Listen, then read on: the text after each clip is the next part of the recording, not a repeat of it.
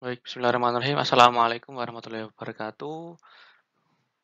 Pada kesempatan kali ini kita akan berdiskusi mengenai kelas Pisces. Kalau sebelumnya kita sudah berdiskusi mengenai koordinat rendah, untuk video kali ini kita mulai masuk ke koordinat tinggi yaitu pada kelas Pisces.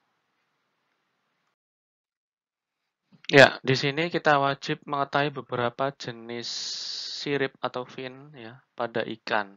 Kalau pada ikan pada umumnya biasanya memiliki beberapa jenis sirip seperti yang pertama ada dorsal fin, ini yang ada di bagian atas ya. Kemudian memiliki pectoral fin. Pectoralnya biasanya yang dekat insang, dia letaknya dekat insang. Kemudian ada pelvic fin, ini di bagian bawah, bagian perut. Lalu ada anal fin atau sirip anal, biasanya dekat bagian anal dari ikan. Dan yang terakhir ada caudal fin, ini sirip ekor. Oke, ini adalah beberapa macam bentuk sirip caudal dari ikan. Pada gambar kiri bisa dilihat, yang pertama ada heterocircle, ini biasanya sirip yang bisa kita temui pada hiu, ya. Kemudian ada protocircle, ini biasanya seperti pada belut, tulang fish, jadi ikan yang panjang biasanya, atau belut laut. Kemudian ada divisircle, ini bisa ditemukan pada ikan kolekan atau ikan purba itu. Kemudian untuk homo circle ini bisa kita temui jadi banyak sekali jenis ikan yang punya sirip caudal hemocircle seperti salmon atau tuna juga ada. Nah, di samping itu juga ada bentuk-bentuk lain seperti rounded, truncate, emarginate, lunate, forked, pointed, dan sebagainya. Nah, ini bisa dijadikan sebagai referensi untuk mengidentifikasi sirip caudal pada ikan. Nah, bentuk-bentuk ini masih sangat umum ya. Jadi kalau Anda kalau mau mencari lebih lanjut pasti lebih banyak lagi jenis-jenis sirip caudal pada ikan. Baik, kita lanjutkan pada sisi ikan. Nah, secara umum sisi ikan diketahui terdapat 4 jenis. Ini juga bisa kita bedakan dari ikan bertulang rawan dan ikan bertulang sejati.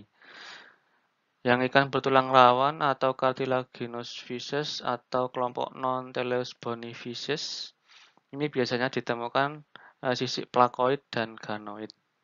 Nah, sisik plakoid ini yang banyak kita temukan pada hiu atau ikan pari. Jadi bentukannya memang seperti itu, membantu mereka untuk berenang lebih cepat di air. Sedangkan pada ikan yang bertulang sejati atau teleus fishes ini bisa ditemukan terdapat dua jenis, ada cycloid dan juga stenoid atau stenoid ini ya, sisik stenoid.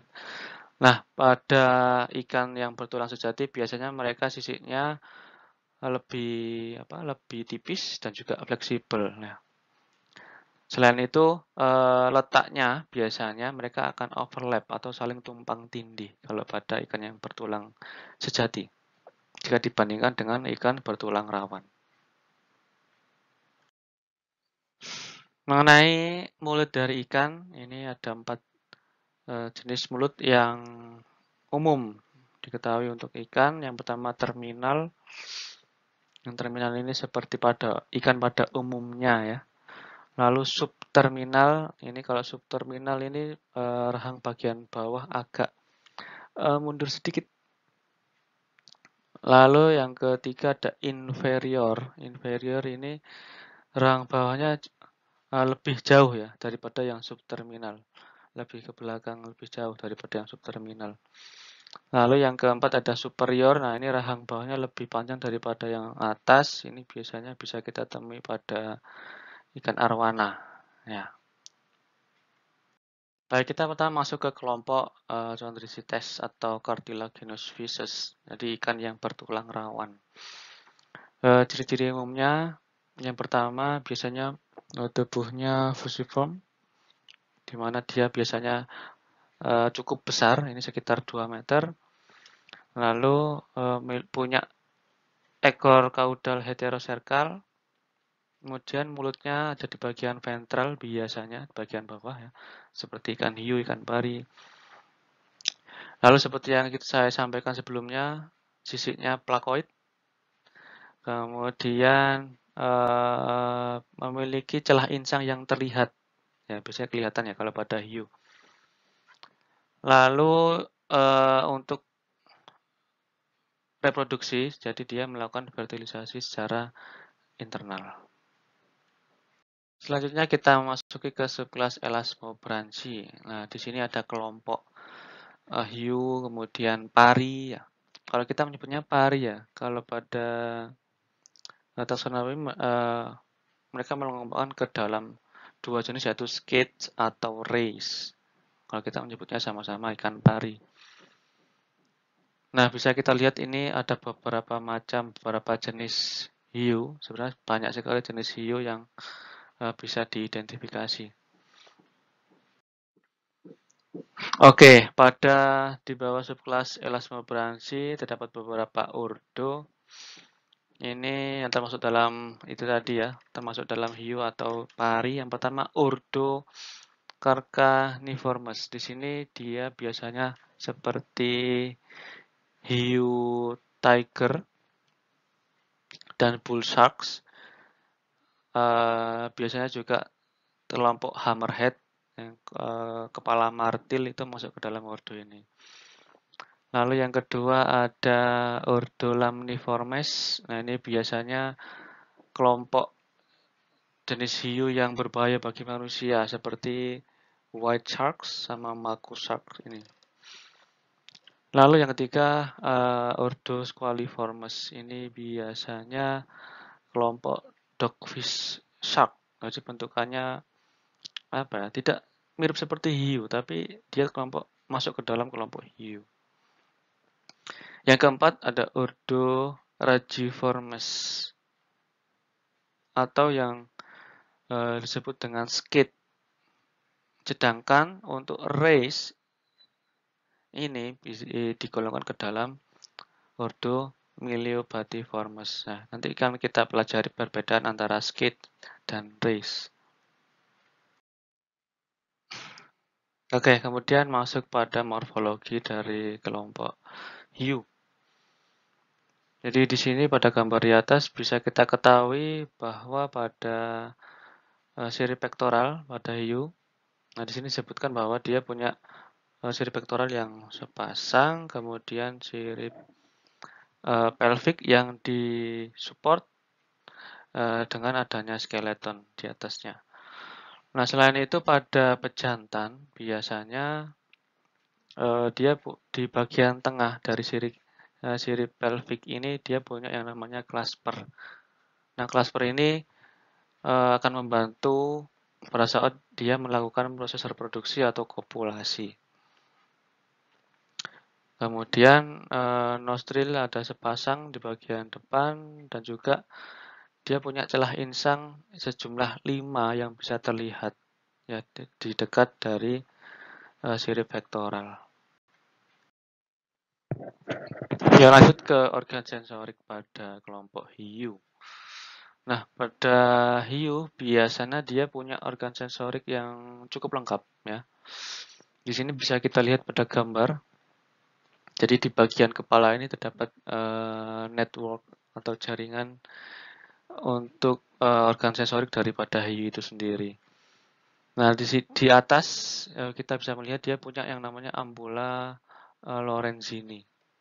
Jadi si ambula Lorenzini ini dia akan merespon adanya electricity, kemudian temperature atau suhu, kemudian dia juga bisa mengidentifikasi tekanan air dan juga salinitas dari air. Nah, di samping itu dia punya ini ada lateral line, ada garis lateral. Nah, di garis lateral ini yang seperti apa? Seperti menghubungkan ke yang lain, memberikan respon. Jadi di antara lateral line ini dia punya yang namanya sel neuromas. Jadi sel neuromas ini sangat sensitif terhadap aliran air, kemudian si hiu ini bisa mendeteksi seperti objek yang mendekatinya dengan merefleksikan ombak atau aliran air yang ada di dalam air di laut. Jadi si neuromas ini bisa mendeteksi objek yang mendekatinya. Jadi di hiu dia punya neuromas, dia punya ampulla lorenzini, kemudian dia juga bisa mendeteksi mangsa dari jarak yang sangat jauh, sekitar beberapa kilometer. Karena dia memiliki yang namanya olfactory organ atau organ olfactory. Ini untuk mendeteksi mangsa dari kejauhan. Oke, masuk ke sistem pencernaan.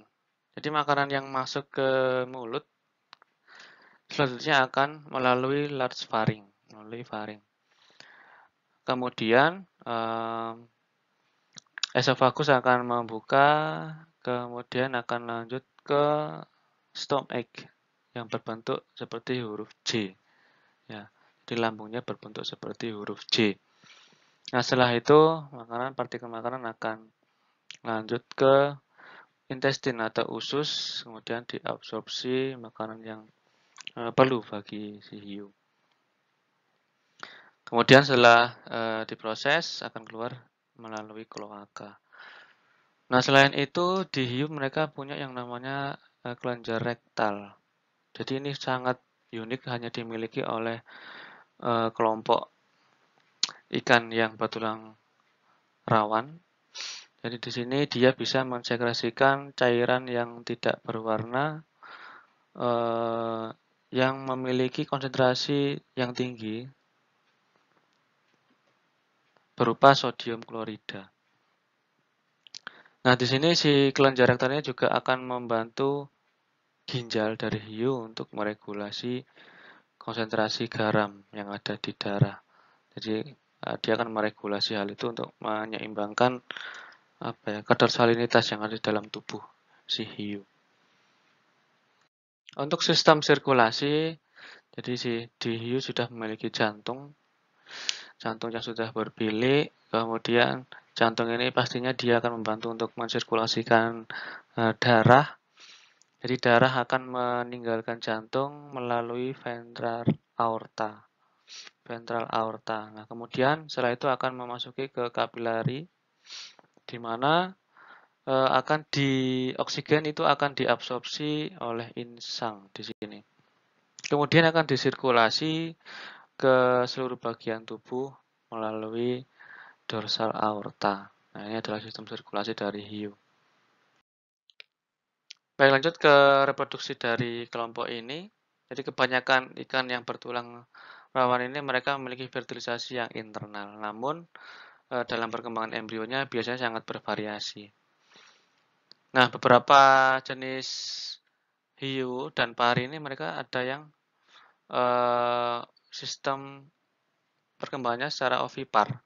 Jadi dia fertilisasi tetap terjadi secara internal, kemudian dia akan mengeluarkan seperti bukan telur ya, tapi membentuk seperti telur yang akan berkembang di luar, jadi di air. Selanjutnya juga ada kelompok yang ovovivipar, jadi dia berkembang di dalam uterus, dalam rahim, di mana nantinya dia akan juga memakan kantong telurnya sampai dia akhirnya lahir. Yang ketiga juga kelompok ini juga banyak juga yang tergolong di vivipar, jadi dia akan seperti beranak. Nanti embrio memang berkembang secara penuh di dalam uterus. Oke, seperti yang saya sampaikan sebelumnya, kita akan membahas perbedaan antara skate dan ray, kita sebut sebagai pari ya. Pari kelompok stingray atau pari kelompok skate. Nah, pada pari kelompok stingray atau rays ini biasanya pada ekor ini kita melihatnya dari ekor ya. Jadi kalau pada ekor dia tidak memiliki sirip punggung biasanya. Nah, biasanya pada stingray ini mereka punya yang namanya duri beracun di bagian ekor. Selanjutnya ke pari kelompok skate atau skate ini. Kalau pada skate bisa kita ketahui dia punya sirip punggung. Ada sirip punggung 1, sirip punggung 2, dan juga sirip ekor. Namun pada kelompok skate biasanya mereka kebanyakan tidak beracun atau tidak berbisa. Karena pada kelompok stingray ini biasanya mereka memiliki kelenjar bisa atau kelenjar venom di bagian bawahnya. Oleh karena itu yang sangat berbahaya ini adalah kelompok stingray. Bisa juga hingga menyebabkan kematian bagi manusia. Oke, ini adalah salah satu jenis ray yang unik, jadi dia disebut sebagai electric ray. Jadi di sini di bagian kepalanya bisa kita lihat dia punya yang namanya organ elektrik di bagian kanan dan kiri, cukup besar ya, yang berwarna ungu. Nah, di sini ini bentukannya selnya seperti piringan-piringan yang terkoneksi, yang kemudian dia bisa menghasilkan listrik di sekitar, jadi akan merambat pada di air sekitar dia. Jadi voltase yang diproduksi sekitar 50 volt, ya tidak sampai mematikan atau membuat mati ikan yang lain, tapi bisa freeze atau membekukan stun mangsa mereka dan juga bisa menakut-nakuti predatornya. Jadi sangat useful ya. Kemudian di kelompok Chondricites ini juga terdapat subkelas Holocephali atau disebut juga sebagai chimera. Nah, ini adalah kelompok hiu yang tidak terlihat seperti hiu. Jadi beberapa nama seperti redfish, rabbitfish, spookfish, ghostfish ini kelompok hiu yang tidak terlihat seperti hiu. Terdapat 33 spesies. Nah, ini biasanya bisa kita lihat pada slide selanjutnya nanti. Jadi rahang atasnya ini completely fused, jadi secara komplit bergabung dengan kraniumnya. Kranium itu tulang kerangka mereka ya, kerangka kepala. Nah, untuk makanan mereka biasanya seperti rumput laut, moluska, echinoderms, echinodermata, krustase, dan ikan-ikan yang kecil yang lain.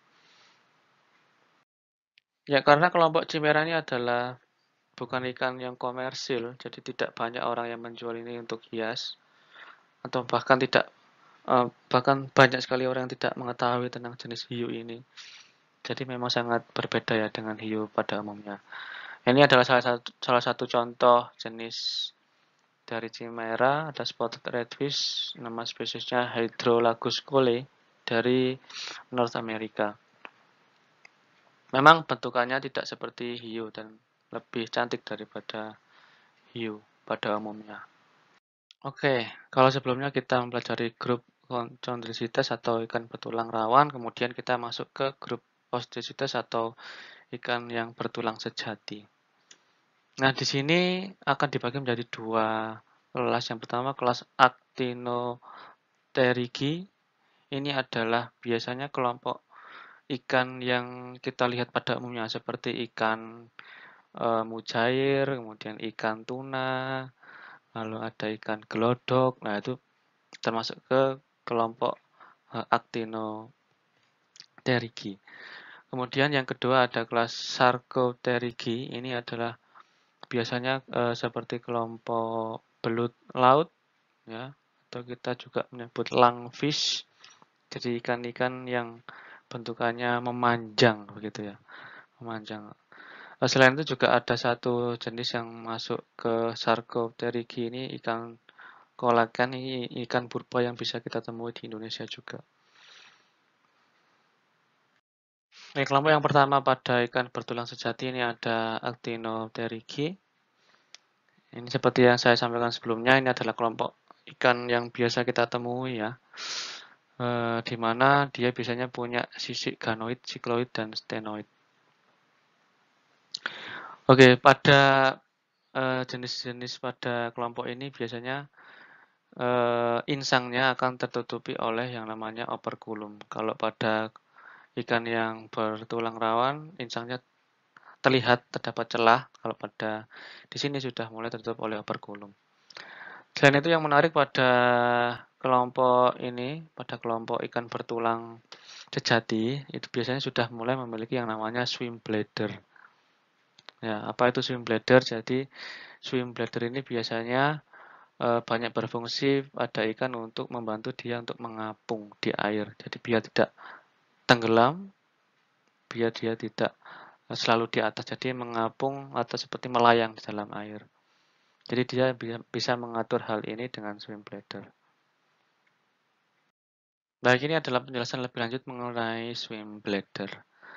Jadi pada intinya swim bladder ini dia adalah seperti ruangan di mana nantinya akan diisi oleh udara. Ya. Jadi swim bladder ini tidak bisa kita temui pada hewan bertulang rawan. Jadi hanya bisa kita temui pada hewan bertulang sejati. Nah, apa yang terjadi ketika ikan yang bertulang sejati tidak memiliki swim bladder? Akhirnya mereka bisa tenggelam. Mereka bisa tenggelam karena jaringan yang mereka punyai atau jaringan yang dipunyai oleh ikan yang bertulang sejati ini biasanya lebih rigid atau lebih padat daripada airnya. Jadi menariknya di swim bladder ini mereka bisa mengatur untuk bagaimana dia bisa di bawah, di dasar air, di atas, kemudian melayang. Jadi untuk mengatur untuk tetap melayang ini biasanya mereka harus menjaga tekanan udara yang ada di dalam. Nah, udara yang ada di dalam ini kebanyakan memang oksigen, tapi terdapat juga gas lain seperti nitrogen, karbon dioksida, kemudian argon, dan juga karbon monoksida. Nah, untuk menjaga agar mereka tetap bisa melayang, itu biasanya harus ada tekanan sekitar 240 atmosfer. Oke, ini penjelasan yang lebih detail mengenai swim bladder.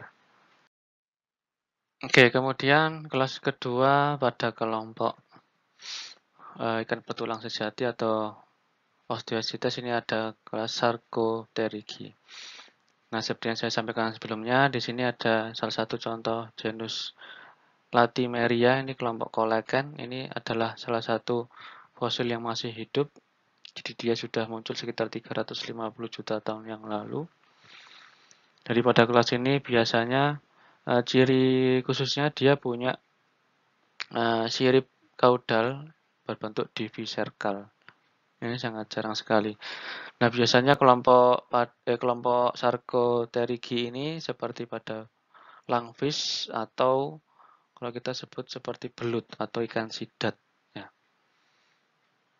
Ini adalah kelompok dari lungfish yang ditemukan di Australia, Afrika, dan South America. Memang kalau kita lihat sekilas dia mirip seperti belut ya kalau di Indonesia. Oke, ini adalah salah satu jenis yang menarik juga. Ini kelompok eel, kelompok belut Amerika dan Eropa. Jadi di dua jenis eels ini mereka bisa melakukan migrasi yang dengan jarak yang cukup jauh ya. Di Eropa, Amerika bahkan bisa bertemu di antaranya. Nah, yang menarik pada ikan ini, ada belut ini, dia punya fase larva. Jadi dia bisa melakukan metamorfosis. Bisa dilihat pada gambar sebagian atas kanan, terdapat fase larva. Bentukannya setelah menetas akan seperti apa ya? Seperti lintah. Kemudian berkembang bertambah besar hingga akhirnya sekitar 1-3 tahun akan menjadi bentukan yang dewasa seperti belut. Nah, ketika dewasa dia akan melakukan migrasi. Nah, di gambar sebelah kiri atas ini adalah jalur migrasi yang bisa ditempuh oleh si American eel atau European eel ini. Baik, terima kasih atas perhatiannya. Mohon maaf apabila ada salah kata atau salah persepsi, bisa diperbaiki di kolom komentar. Baik, terima kasih. Saya akhiri. Wassalamualaikum warahmatullahi wabarakatuh. Sampai jumpa di video berikutnya.